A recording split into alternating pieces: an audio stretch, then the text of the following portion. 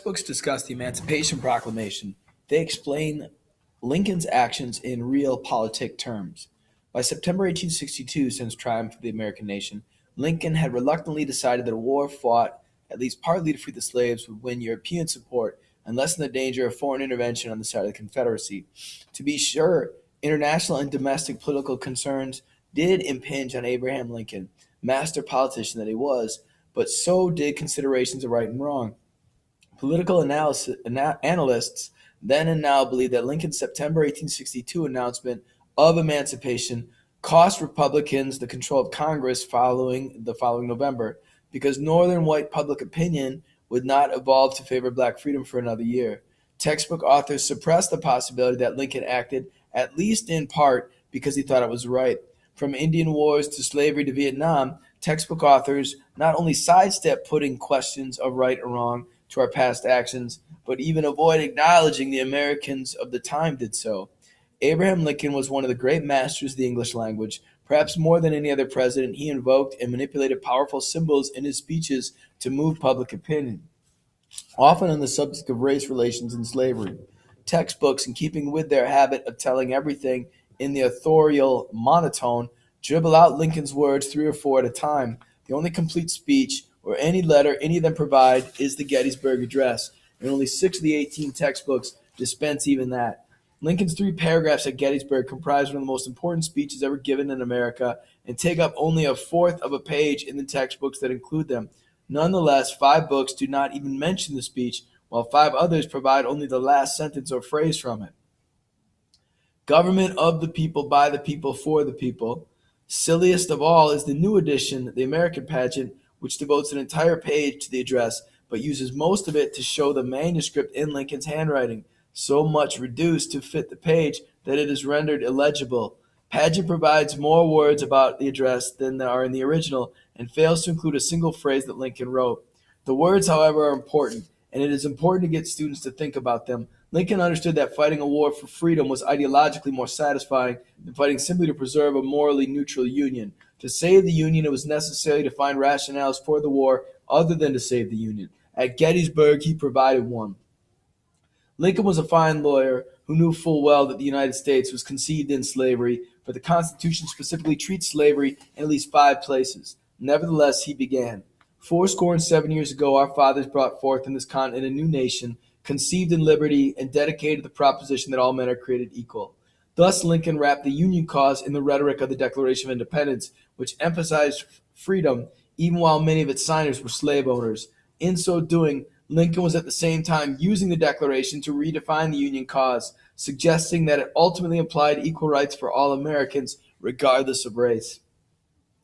Now we are engaged in a great civil war, Lincoln continued, testing what the nation or any nation so conceived and so dedicated can long endure. Again, Lincoln knew better. By 1863, other nations had joined us in democracy. For that matter, every European nation and most American nations had outlawed slavery. How did our Civil War test whether they could endure? Here, Lincoln was wrapping the Union cause in the old last best hope for all mankind cloak, a secular version of the idea of a special covenant between the United States and God. Although bad history, such rhetoric makes for great speeches. The president thus appealed to the anti-war Democrats of the North to support the war effort for the good of all mankind.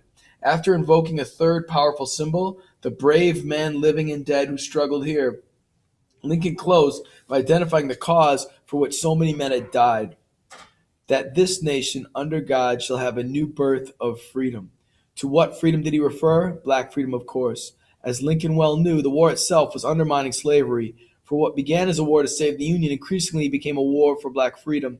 Citizens at the time understood Lincoln perfectly. Indeed, throughout this period, the Americans purchased copies of political speeches, read them, discussed issues, and voted at rates that now seem impossibly high. The Chicago Times, a Democratic newspaper, denounced the address precisely because of the proposition that all men are created equal. The Union dead, claimed the Times, were men possessing too much self-respect to declare that African Americans were their equals or were entitled to equal privileges. Textbooks need not explain Lincoln's words at Gettysburg as I have done.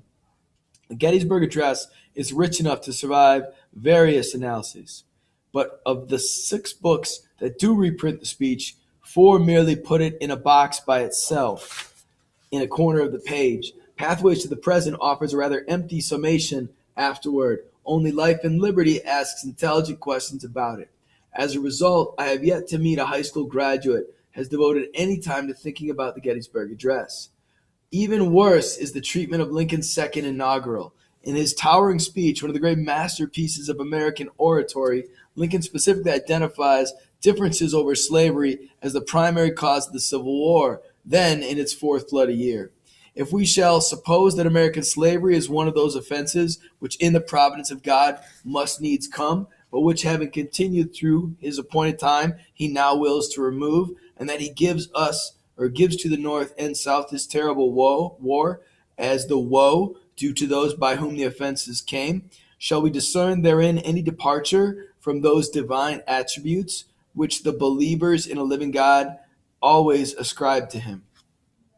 Lincoln continued in this vein, invoking the doctrine of predestination, a more vital element of the nation's idea system then than now. Fondly do we hope, fervently do we pray, that this mighty scourge of war may speedily pass away. Yet if God wills that it will continue, all the wealth piled by the bondman's 250 years of unrequited toil shall be sunk, until every drop of blood drawn with the lash shall be paid by another drawn with the sword. As was said 3,000 years ago, so still must it be said, the judgments of the Lord are true and righteous altogether.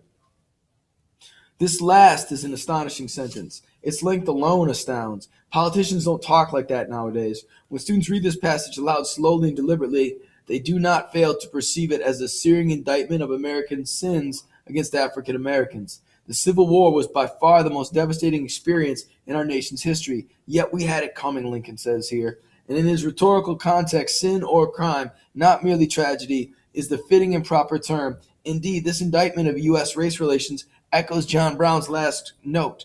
I, John Brown, am now quite certain that the crimes of this guilty land will never be purged away but with blood. Lincoln's second inaugural made such an impact on Americans that when the president was shot a month later, farmers in New York and Ohio greeted his funeral train with placards bearing its phrases.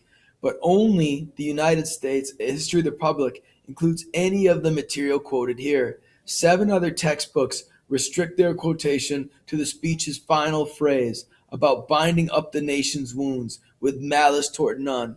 10 ignore the speech altogether. Like Helen Keller's concern about the injustice of social class, Lincoln's concern about the crime of racism may appear unseemly to textbook authors. Must we remember Lincoln for that? Let's leave it out. Such an approach to Lincoln might be called the Walt Disney interpretation.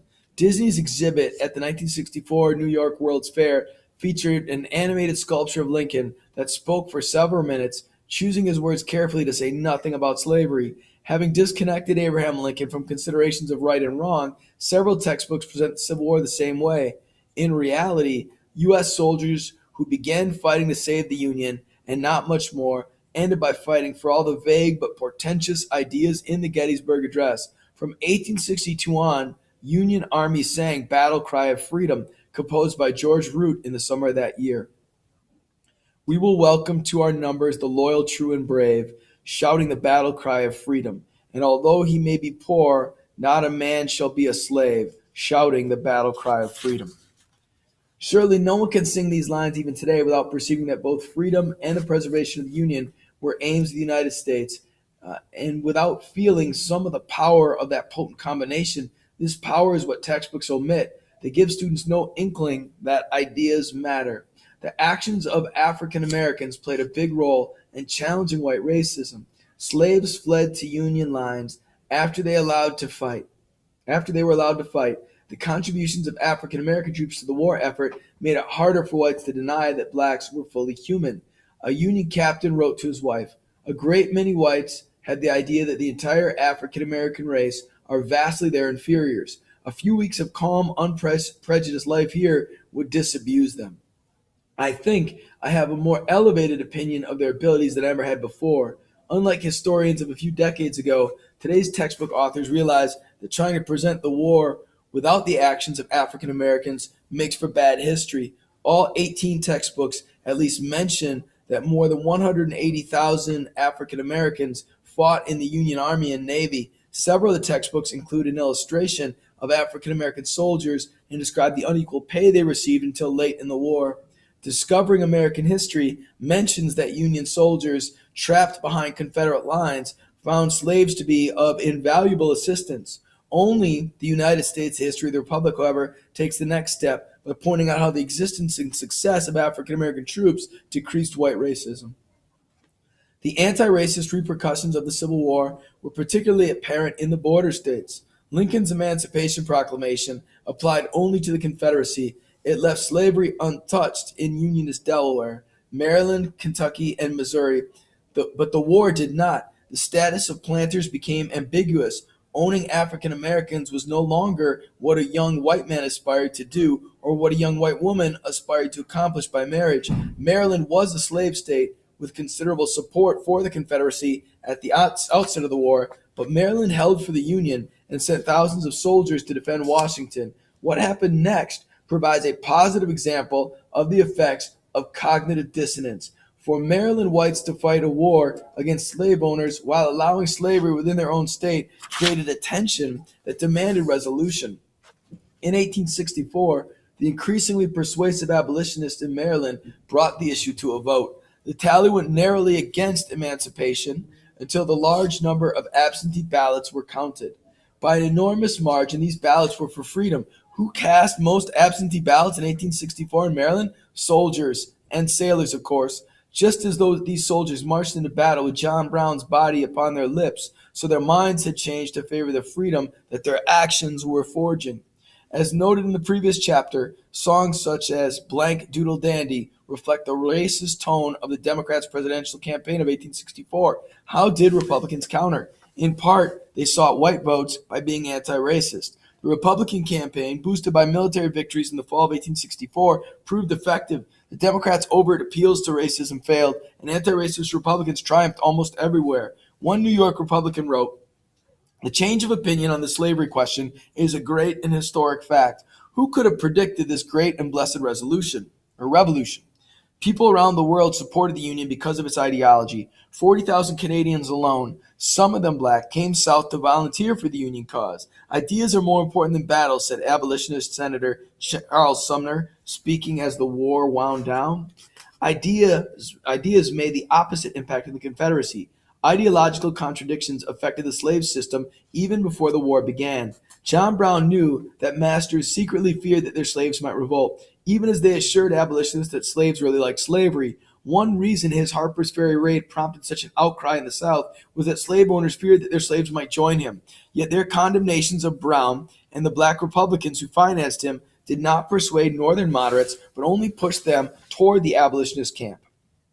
After all, if Brown was truly dangerous, as slave owners claimed, then slavery was truly unjust. Happy slaves would never revolt. White Southerners founded the Confederacy on the ideology of white supremacy.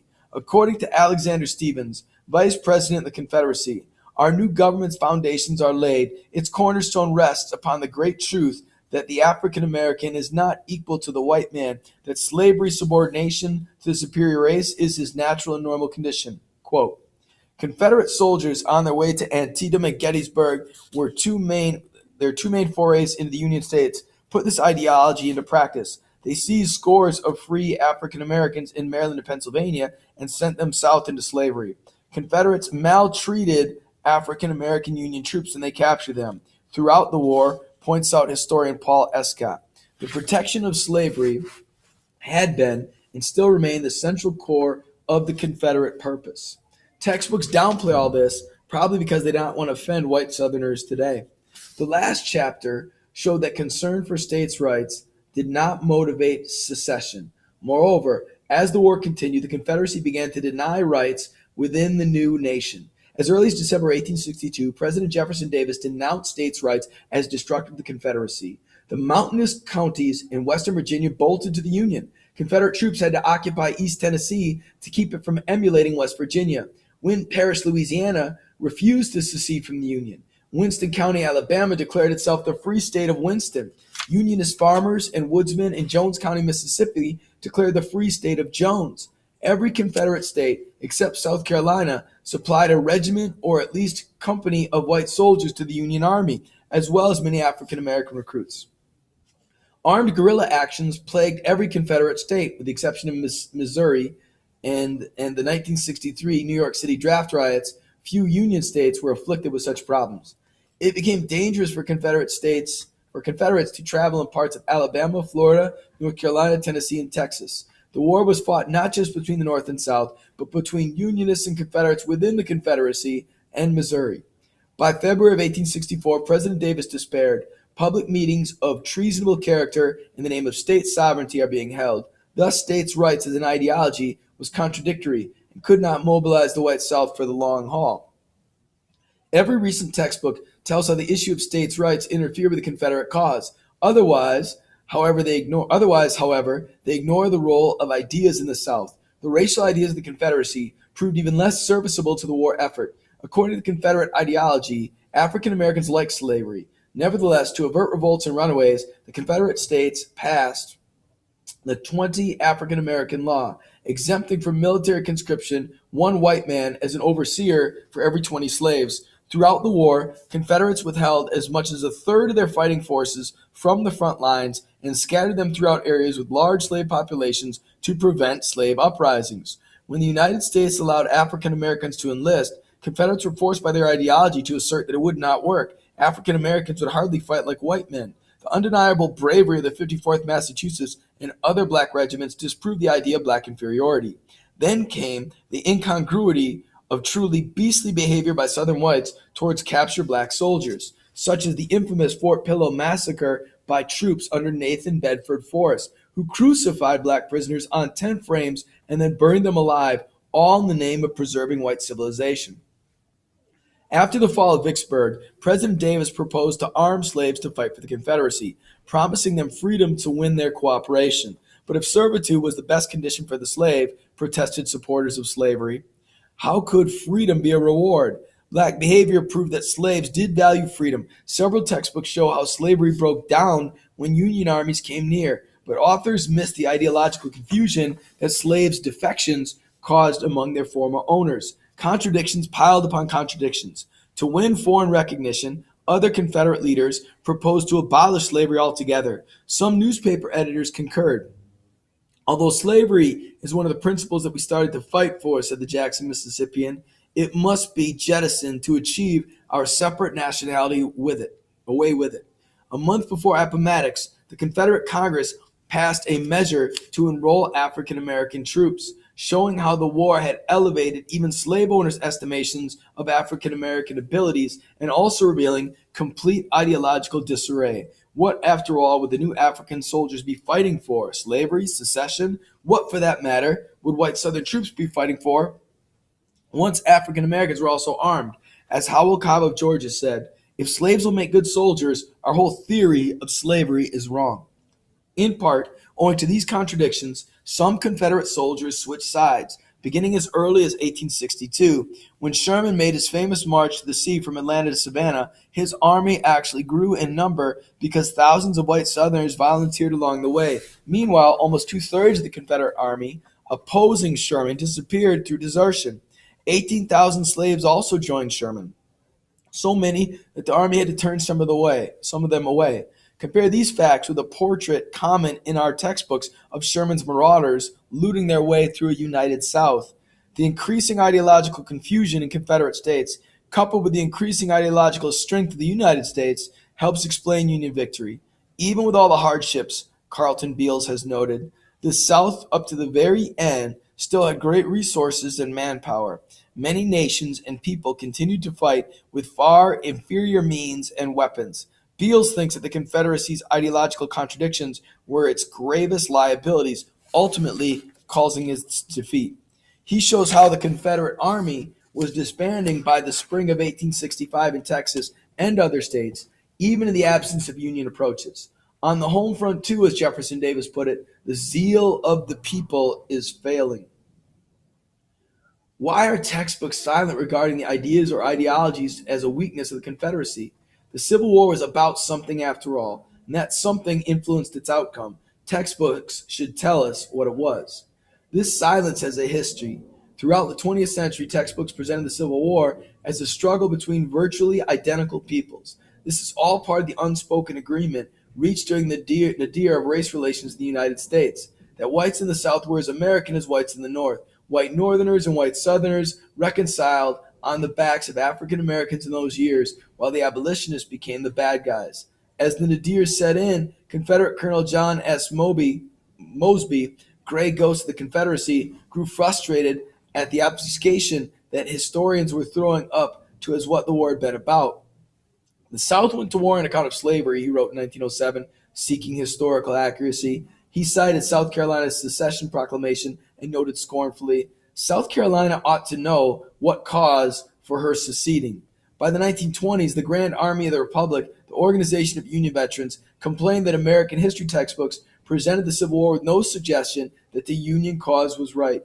Apparently, the United Daughters of the Confederacy carried more weight with publishers. Beyond influencing the tone of textbooks to portray the Confederate cause sympathetically, the UDC was even able to erect a statue to the Confederate dead in Wisconsin, claiming they died to repel unconstitutional invasion, to protect the rights reserved to the people, to perpetuate the sovereignty of the states. Not a word about slavery or even disunion. To this day, history textbooks still present Union and Confederate sympathizers as equally idealistic. The North fought to hold the Union together, while the Southern states fought, according to the American way, quote, for the preservation of their rights and freedom to decide for themselves. Nobody fought to preserve racial slavery, and nobody fought to end it. As one result, unlike the Nazi swastika, which lies disgraced even in the North, whites still proudly display the stars and bars of the Confederacy on den walls, license plate T-shirts, and high school logos. Even some white Northerners vaguely regret the defeat of the lost cause. It is as if racism against African Americans could be remembered with nostalgia. In this sense, long after Appomattox, the Confederacy finally won.